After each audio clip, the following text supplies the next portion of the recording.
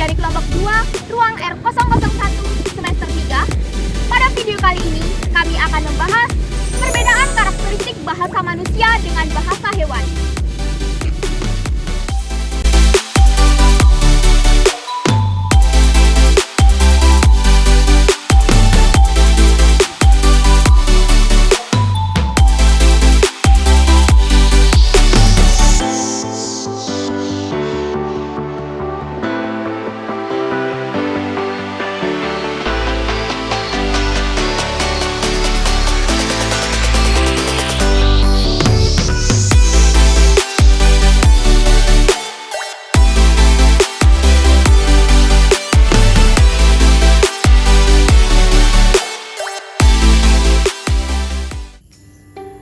Ada banyak cerita tentang hewan yang bisa berbicara. Kita biasanya mengasumsikan bahwa mereka hanyalah fiksi dan fantasi, atau bahwa mereka hanyalah burung atau bermacam-macam hewan yang meniru sesuatu yang telah mereka dengar dari pembicaraan manusia. Tetapi kita berpikir bahwa hewan hanya mampu berkomunikasi dengan anggota atau spesies mereka sendiri. Mungkinkah bahwa seekor hewan dapat berkomunikasi dengan manusia menggunakan bahasa?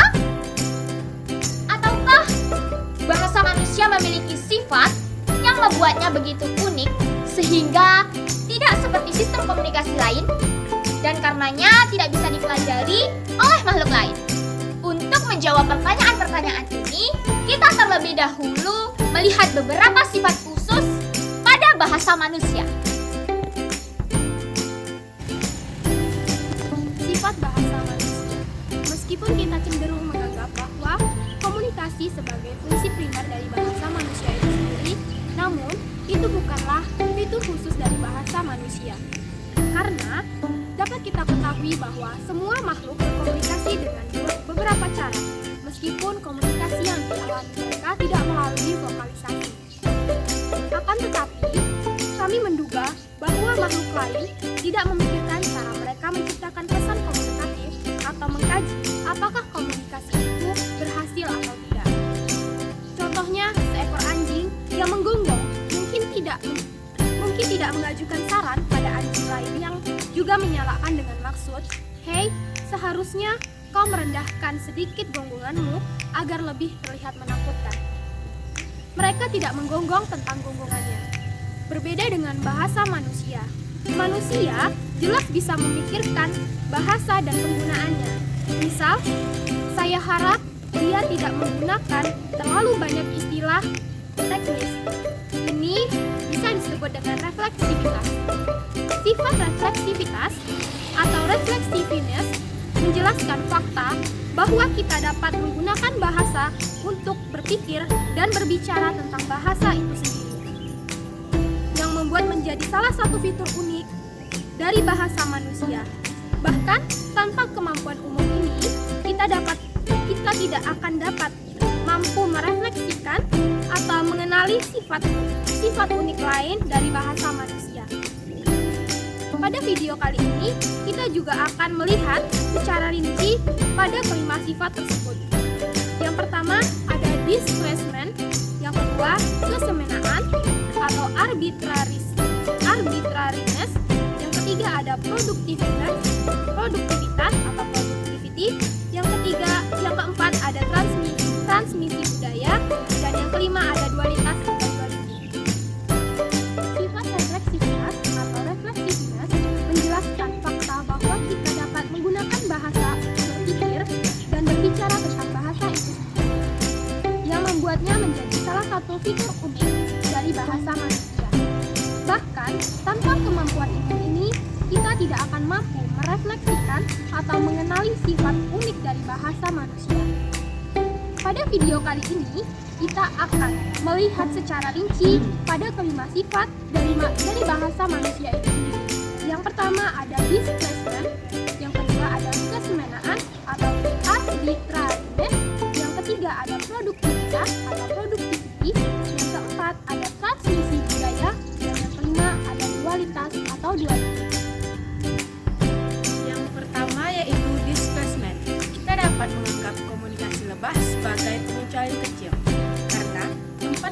memiliki beberapa versi displacement.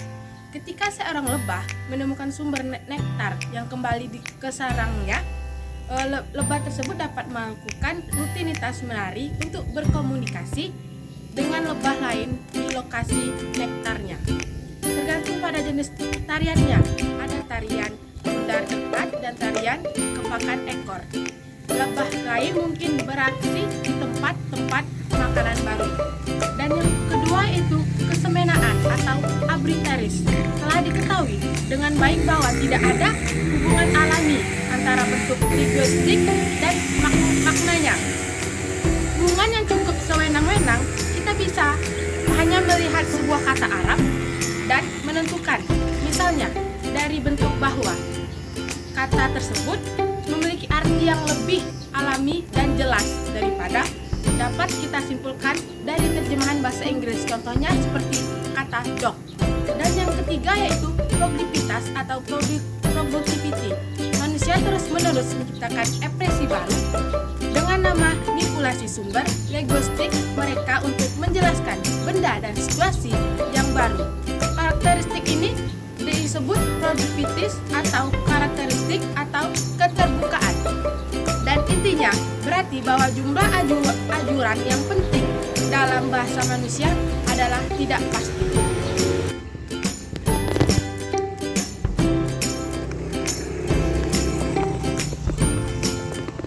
Yang keempat, transmisi budaya. Meskipun kita mungkin mewarisi ciri fisik dari orang tua kita seperti mata coklat dan rambut hitam, akan tetapi kita tidak mewarisi bahasa dari mereka. Kita memerlukan sebuah bahasa di dalam budaya dengan pembicara lain dan bukan dari gen orang tua kita. Proses inilah yang dinamakan dengan transmisi budaya, di mana sebuah bahasa diturunkan dari generasi satu ke generasi lainnya. Tampak jelas bahwa manusia dilahirkan dengan berbagai macam keadaan untuk memperoleh bahasa dalam artian umum. Kita memperoleh bahasa pertama kita sebagai anak-anak di dalam sebuah budaya. Pola umum pada komunikasi hewan adalah bahwa hewan dilahirkan dengan serangkaian isyarat khusus yang dihasilkan secara instinktif. Ada beberapa bukti dari kajian terhadap burung-burung ketika mereka mengembangkan lagu yang harus memadukan antara insting dengan pembelajaran atau paparan untuk menciptakan lagu yang benar. Yang terakhir yaitu dualitas. Bahasa manusia yang terbagi menjadi dua level atau tingkatan secara berurutan dinamakan dualitas atau artikulasi ganda. Pada satu level, kita memiliki bunyi dan makna yang berbeda. Dualitas level ini adalah salah satu dari fitur yang paling ekonomis dari bahasa manusia. Karena dengan serangkaian bunyi individu yang terbatas, kita bisa menghasilkan berbagai macam kombinasi bunyi. Misalnya kata-kata yang berbeda maknanya. Jika sebelumnya kita sudah membahas tentang sifat-sifat bahasa manusia, maka kali ini saya akan membahas tentang berbicara dengan hewan. Jika sifat-sifat ini membuat bahasa manusia menjadi sebuah sistem komunikasi yang unik, maka akan sangat tidak mungkin bagi makhluk lain untuk memahaminya. Akan tetapi, beberapa orang tidak berperilaku seperti semestinya. Ada banyak bahasa lisan yang ditunjukkan manusia kepada hewan. Contohnya joki. Bisa berkata wah pada kuda-kudanya dan kudanya itu berhenti. Selanjutnya ada hewan-hewan sirkus yang mana pelatihnya mengatakan up, down, dan roll over sebagai respon atas perintah yang diucapkan. Haruskah kita memperlakukan contoh-contoh ini sebagai bukti bahwa yang bukan manusia bisa memahami bahasa manusia?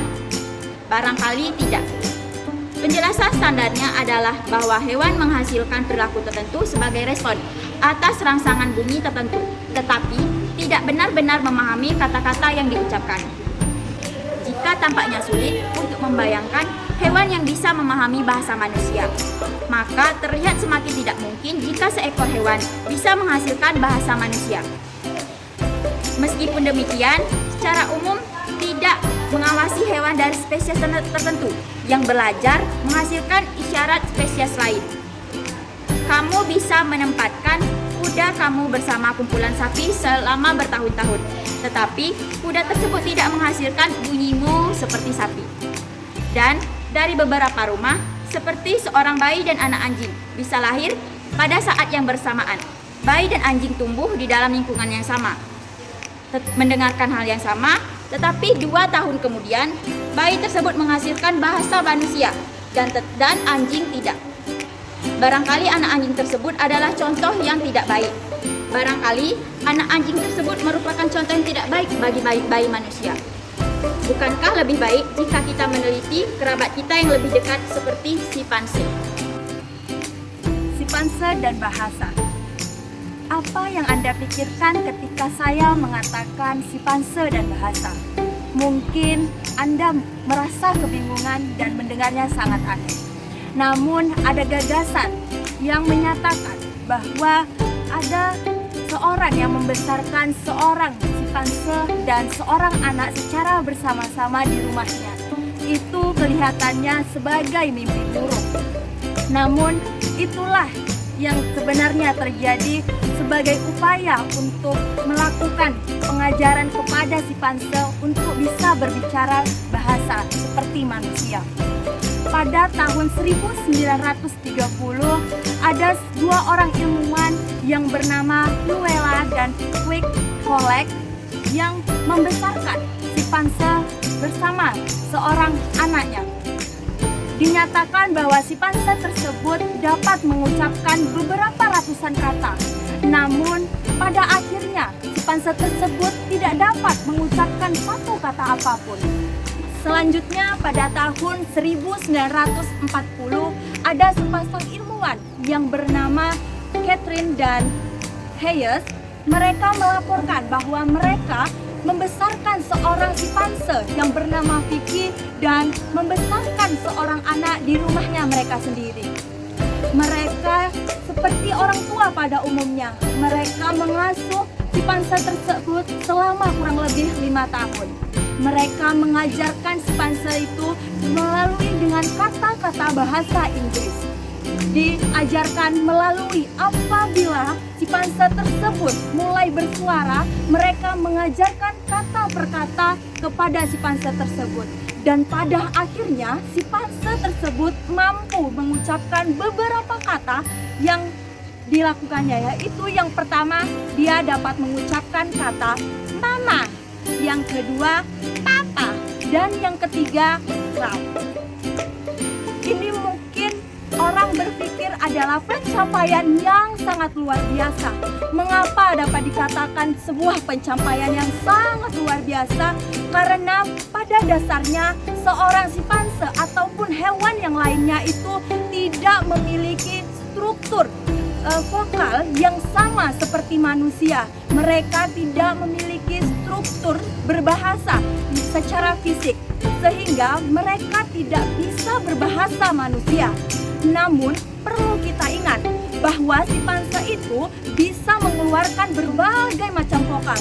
Namun mereka tidak bisa berbahasa seperti pada manusia umumnya. Bahasa kera besar.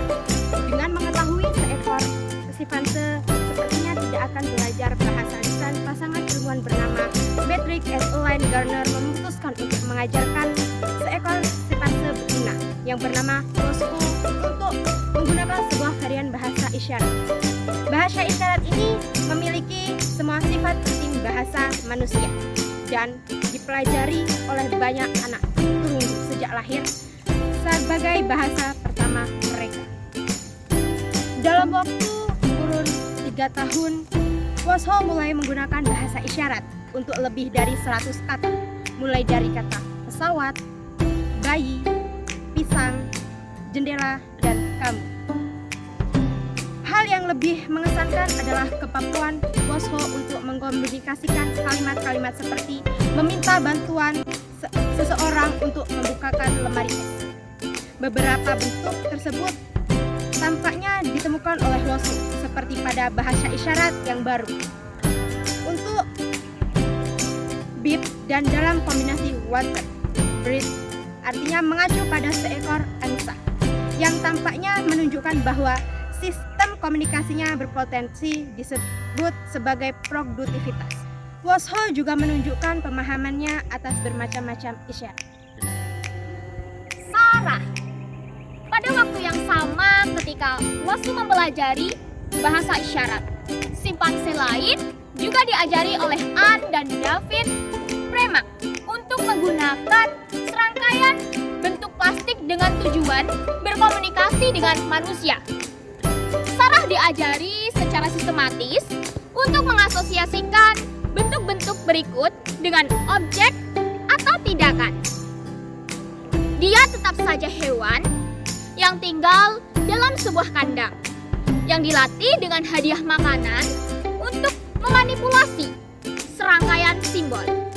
Teknik pelatihan yang serupa dengan bahasa buatan yang lain digunakan oleh Deuni Rembang untuk melatih seekor simpanse yang bernama Lana. Bahasa yang dia pelajari disebut Yeris dan terdiri dari serangkaian simbol yang ditulis dalam keyboard lebar yang dihubungkan dengan sebuah komputer. Ketika Lana ingin minum, dia harus mencari dan menekan 4 simbol yang menghasilkan pesan. Please, machine, give water. Baik Sarah dan Lana menunjukkan suatu kemampuan untuk menggunakan apa yang tampak seperti simbol kata dan struktur dasar yang mirip dengan penggunaan bahasa. Ini adalah satu-satunya dari banyak argumen yang ada yang berlawanan dengan gagasan bahwa penggunaan isyarat dan simbol oleh simpanse ini mirip dengan penggunaan bahasa. Selanjutnya ada kontroversi. Seorang psikologi bernama Harber yang meneliti seekor simpanse yang bernama Nim.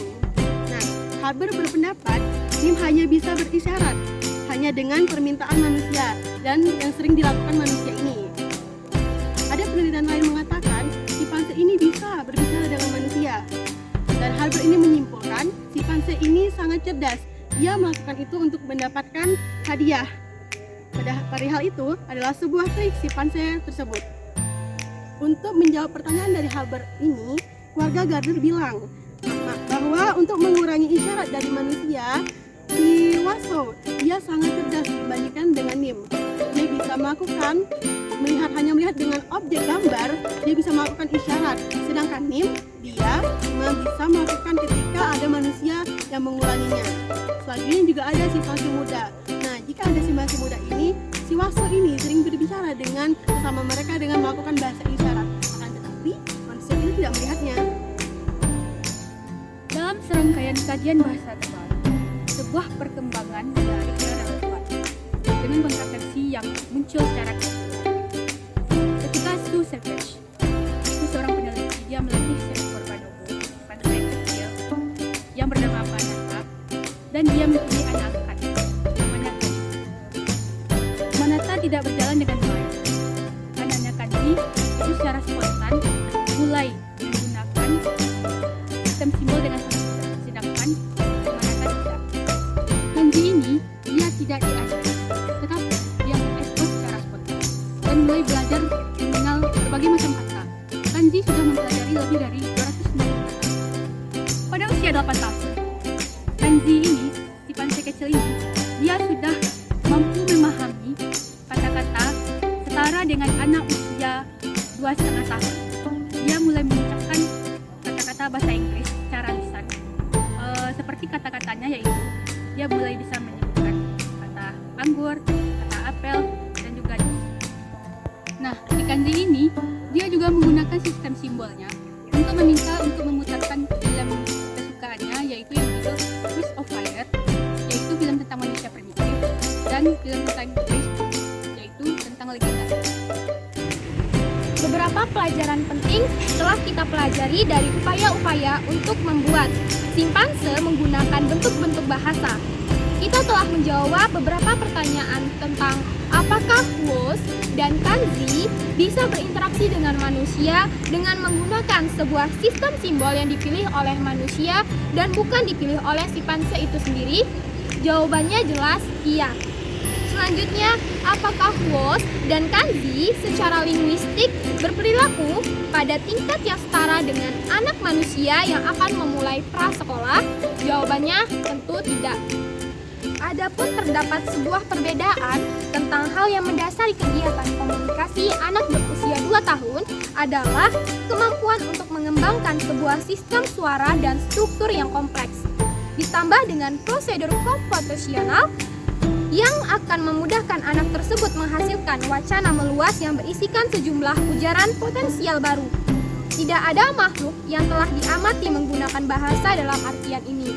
Dalam artian yang lebih komprehensif dan produktif ini, kita akan dapat mengatakan bahwa bahasa adalah keunikan dari manusia. Bagaimana? Apakah kalian sudah mengetahui beberapa informasi fakta menarik mengenai perbedaan karakteristik bahasa manusia dengan bahasa hewan?